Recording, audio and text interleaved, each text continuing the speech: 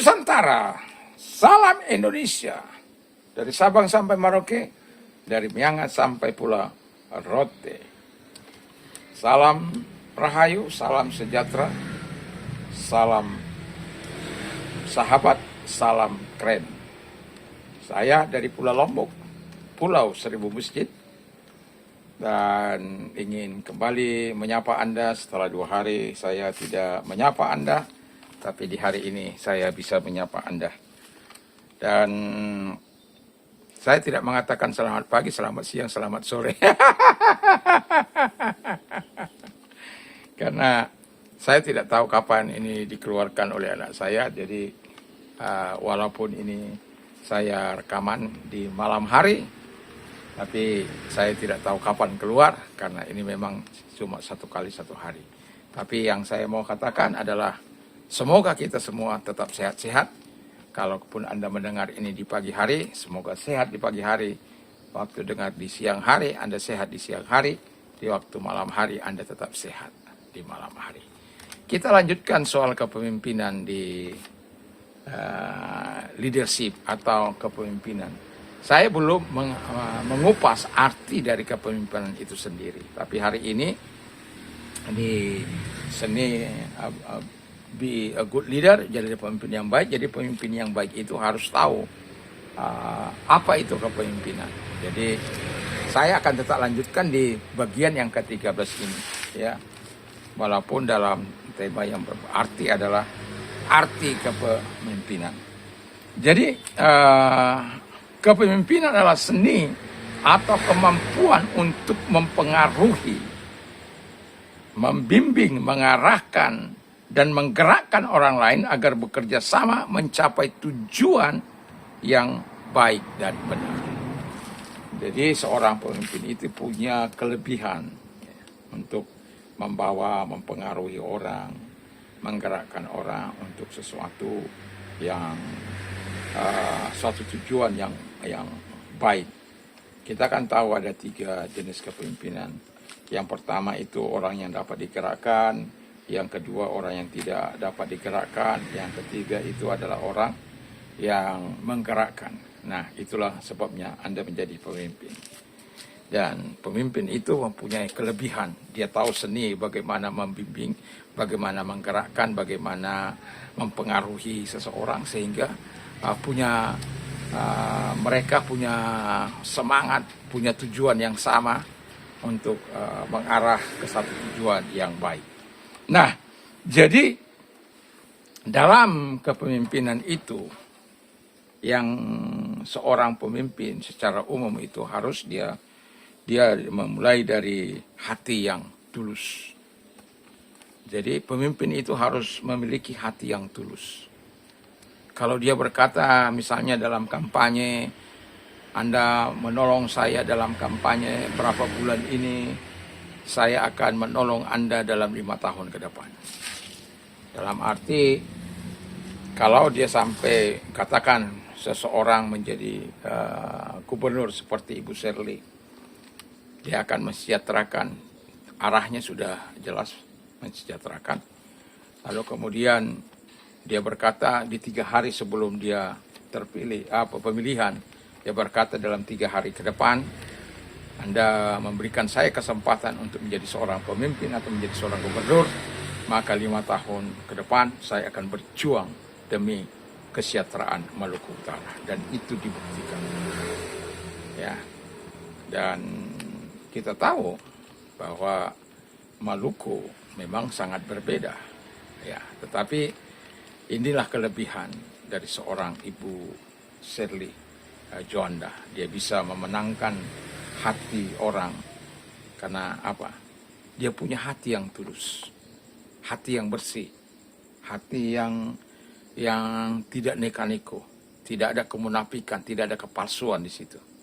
Sehingga ketika dia bersuara, suara itu sampai dari hati sampai ke hati.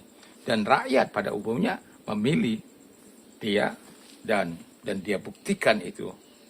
Dalam 1 tahun saja dia banyak meraih prestasi yang begitu luar biasa. Pertumbuhan ekonomi yang sangat luar biasa di tahun kedua ini mungkin, ya kuartal berapa udah mencapai ya 34%. Wah, itu luar biasa. Dan kalau kemajuan ekonomi sudah sampai 38%, itu dia sudah tinggal sedikit masyarakatnya yang jadi pengangguran. Dan itu sebabnya seluruh potensi yang ada dikerahkannya orang-orang muda yang tidak bekerja dilatih, atau orang-orang yang tidak punya pekerjaan dilatih agar mereka punya skill atau kemampuan menghadapi kehidupan ini. Itulah sebabnya ketika seorang pemimpin yang tahu, pemimpin yang baik itu dia tahu apa arti kepemimpinan, bahwa kepemimpinan itu mengarahkan orang kepada tujuan yang baik. Jadi kalau dia hatinya baik, maka dia akan bisa mengerjakan itu dengan baik karena dia tahu, ya. Itu sebabnya kepemimpinan itu dimulai dengan hati yang baik, ya. Yang kedua, pemimpin itu adalah orang yang mampu membawa arah yang jelas. Saya sudah katakan bahwa seorang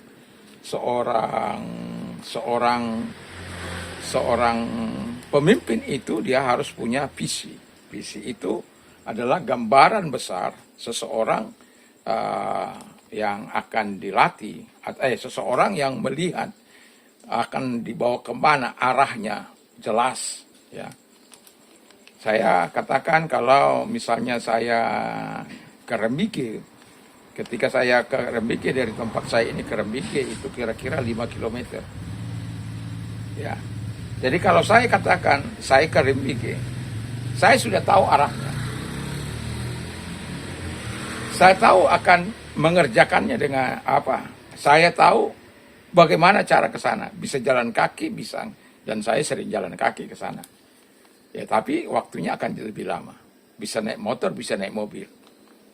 Ya. Itu dari sini ke sana itu kalau kita pulang pergi itu hanya istilahnya ya 10-an kilo lah. Nah, jadi yang mau saya katakan, pemimpin itu harus tahu arah. Dia harus punya visi, punya gambaran besar dalam kepemimpinannya. Kalau dia tidak tahu arah, dia akan bingung. Seorang pemimpin tidak boleh bingung. Apa yang akan saya kerjakan, ya? Apa yang akan saya perbuat, ya? Siapa yang akan saya gerakkan, ya? Siapa yang akan saya pengaruhi, ya? Siapa? Nggak begitu dia. Karena dia sudah tahu. Dia punya gambaran jelas. Dia tahu arahnya kemana. Dia tahu dia sedang di mana. Nah, dalam contoh kerennya bagi seorang pemimpin, misalnya katakan, dia tahu posisi rakyatnya dalam keadaan kemiskinannya berapa persen. Kemiskinan yang sangat luar biasa itu berapa persen. Misalnya katakan 12%. Jadi itu dari sebuah, kalau dikatakan penduduknya katakan 5 juta, 12%, ya cukup banyak, ya. Jadi hampir 12, kalau 5 juta itu kira-kira 100-an ribu lebih. 5%, 12%, 10% kan 50 ribu. Jadi 500 ribu lebih. Jadi itu cukup banyak, ya. Nah, tentu ada sesuatu yang diperbuat. Mau saya apakan mereka ini? Saya mau mereka sejahtera. Bagaimana caranya? Saya sudah tahu arahnya sejahtera. Tapi bagaimana caranya saya melakukannya? Sama seperti saya ke Rembige, apakah jalan kaki, apakah naik cara saya untuk menuju ke sana. Nah, dan dia caranya bagaimana? Dia menghimpunkan orang-orang yang ada di SKPD yang di bawah kepemimpinannya. Digerakkan orang-orang yang melihat situasi ini dan kemudian bersama-sama menganggarkan APBD untuk menentaskan kemiskinan yang ada di daerah. Mungkin nggak dalam satu kali, tapi dia sudah punya jelas mau memecahkan dalam 5 tahun ke depan. Ini istilahnya harus tuntas 5 tahun ke depan. Jadi setiap tahun itu dia perkirakan dia memecahkan kemiskinan rentan ini, miskin yang sangat miskin ini. Jadi 12% misalnya 1,15 tahun berarti 1,3 lah, 1,4 ya. 1,4% harus naik, harus 1,4 dari 1,4% dari orang-orang ini harus tuntas. Bagaimana caranya? Yaitu tadi menggunakan APBD dan menggunakan orang-orang yang bisa dilatih dan diawasi. Jangan sampai ada orang-orang, kan ada orang-orang yang mencari kesempatan untuk korupsi, walaupun dibilang kecil-kecilan. Saya sudah lihat bagaimana kalau itu tidak sesuai dengan hatinya ibu-ibu, itu suruh perbaiki, atau ukurannya tidak sesuai, dia suruh perbaiki, atau begitu juga Pak Dedi. Memang orang-orang yang jujur itu, orang-orang yang baik itu, dia akan kalau dikatakan misalnya 6 kali 7 harus dikerjakan 6 kali 7, jangan dikurang-kurangi. Kalau dibilang 2 kamar ya 2 kamar, jangan kamu buat 1 kamar seperti yang terjadi kan. Kamu jangan bongkar rumah orang lalu kamu tinggalkan, walaupun rumahnya bobrok, tapi kalau dia sudah sepakat akan hari ini ya mungkin di mana dia untuk beberapa hari supaya rumahnya bisa dibangun. Jangan ditelantarkan begitu. Itu pesannya gitu ya. Begitu. Jadi sehingga ya, di 5 tahun ke depan semua tuntas dalam hal itu. Jadi dia sudah tahu, berarti bukan di situ saja kan. Dananya kan juga bukan segitu saja, bisa mengembangkan kepada yang lain. Tapi dia punya fokus yang jelas untuk ini, mengentaskan kemiskinan yang ada. Karena dia punya arah menuntaskan orang-orang yang miskin itu. Dan itu bukan hanya begitu saja, dikasih modal sama ibu itu, dikasih modal usaha dan lain sebagainya. Supaya apa? Mereka terus bisa naik dan dimonitor, diawasi, sehingga orang-orang yang punya keahlian melatih mereka sehingga mereka mempunyai nilai jual. Itu. Jadi kalau orang yang tahu arahnya, dia nggak bingung. Bagaimanapun keadaan itu bisa diatasi karena dia tahu apa yang harus dia perbuat. Nah, terus yang ketiga itu mengajak orang lain ya maju bersama-sama. Nah, seperti ibu itu sama Pak Dedi, semua diajak untuk maju. Petani kah itu, nelayan kah itu, orang-orang di pasar kah itu, orang-orang miskin kah itu, yang ditemukan oleh Pak Dedi di jalan-jalan, diangkat, diberikan modal usaha, kambing, ya, dan lain sebagainya. Ibu juga ini contoh-contoh yang betul-betul hidup. Artinya seorang pemimpin itu kan tadi saya katakan bahwa mengajak orang lain maju bersama. Jadi bukan hanya mikirkan dia. Ada pemimpin sudah tahu orang mengeluh tentang jalan, enggak diselesaikan jalan itu, malah dia ke tempat yang lain. Padahal yang paling diutamakan itu jalan. Mereka berpikir enggak ada duitnya. Kalau seorang pemimpin kan dia tahu, oh sekian kilometer dulu saya bangun dengan anggaran segini. Karena anggaran itu kan tidak boleh dihabiskan dalam satu arah. Nah, ini sekian persen. Anggaran ini sekian persen. Anggaran memecah kemiskinan sekian persen. Ini sekian persen. Dan dia juga mensinergikan kekuatan dengan daerah-daerah yang lain, apa itu bupati, apa itu wali kota, sehingga bersinergi membangun. Dan itu karena dia tahu apa yang harus diperbuat. Dan dia ingin rakyat yang dipimpinnya maju, makanya dia bersinergi dengan daerah-daerah. Oh, ini seperti Halmahera Utara, dibilang kan. Ada suku yang tidak terabaikan di situ, suku Tukutil, yang selama ini tidak pernah diperhatikan mereka pemerintah.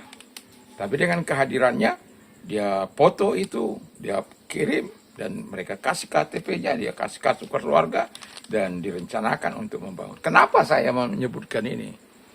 Karena ada pemimpin tidak mau tahu kepada orang-orang yang miskin. Ya kalau kamu udah miskin-miskin lah. Ya. Tapi kalau pemimpin yang baik, dia, ini rakyatku juga ini. Kalau yang lain kan sudah bisa mapan, sudah bisa berdiri. Ya ini harus utamakan, karena apa? Dia belum bisa berdiri. Makanya rumah aja dia nggak punya, dia pindah-pindah. Makanya dia menggandeng pusat, membawanya ke sana, dan dilihat dengan nyata, dan mereka berikhtiar untuk memberi yang terbaik. Mereka foto, mereka janji, dan dieksekusi habis itu. Dan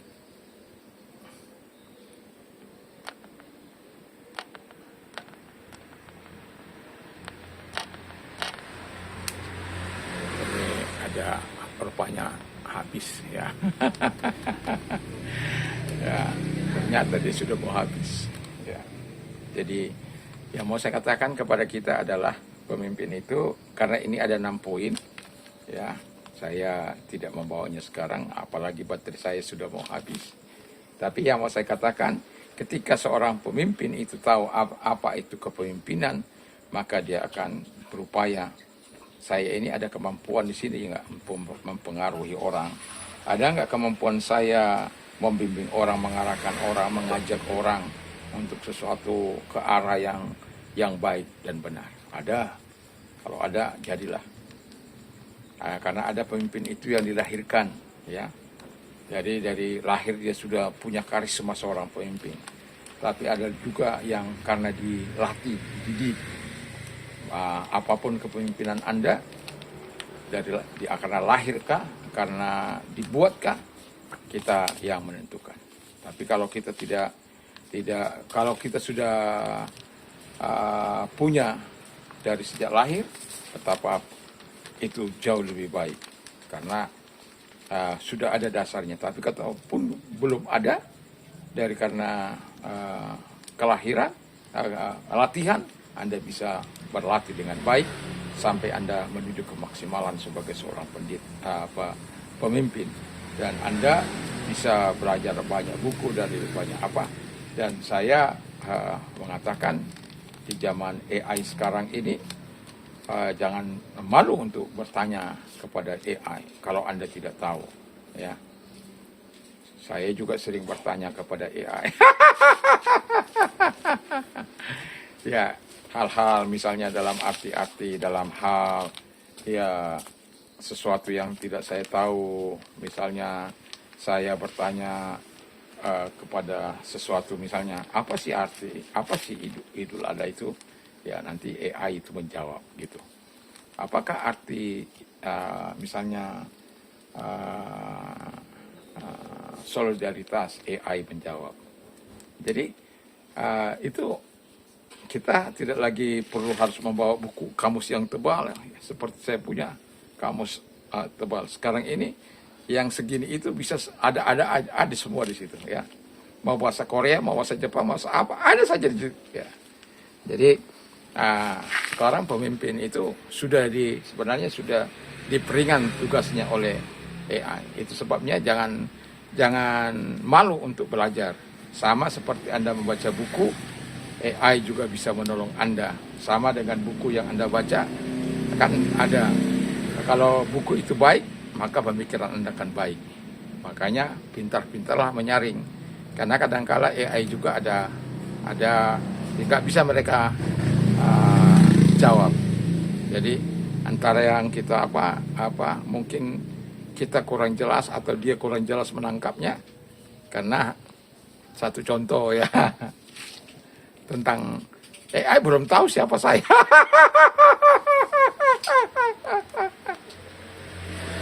Ya, AI belum tahu siapa saya. Jadi dia minta apakah dia seorang begini-begini misalnya. Yang jelas AI belum tahu menjawab tentang siapa saya. Ya. Tapi kalau Anda tanya ya, siapa Pak Prabowo dia tahu dia, ya.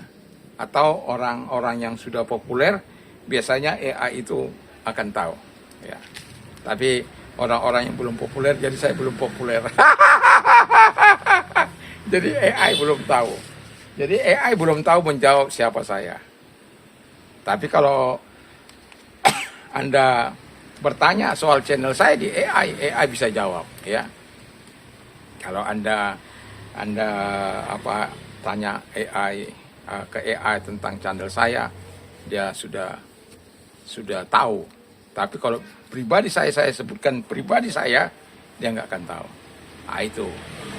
Dan juga kita juga harus sebagai pemimpin harus tahu menyaring sesuatu yang baik, supaya ketika kita memimpin, ketika kita tahu artinya itu tadi, untuk mempengaruhi, menggerakkan, membimbing seni itu. Jadi seni, namanya seni, perlu cara-cara yang elegan, cara-cara yang baik, cara-cara yang manis, sehingga kita bisa membawa orang-orang yang kita pimpin itu kepada arah yang kita telah tetapkan. Kiranya kita menjadi pemimpin yang baik di masa kini maupun masa yang akan datang. Di masa kini, bagi orang-orang yang sudah menjadi pemimpin, jadilah pemimpin yang baik. Di masa yang akan datang, bagi orang-orang yang masih belajarlah dengan sungguh-sungguh. Jangan pernah malu bertanya kepada AI. Dan saya tidak pernah malu karena saya merasa tertolong dengan AI. Kiranya Tuhan Yesus memberkati kita. Dan saya sebagai orang percaya mengatakan semoga kita bersama maju untuk membawa bangsa ini menjadi bangsa yang maju, makmur, mendunia. Mantap, mantap, mantap.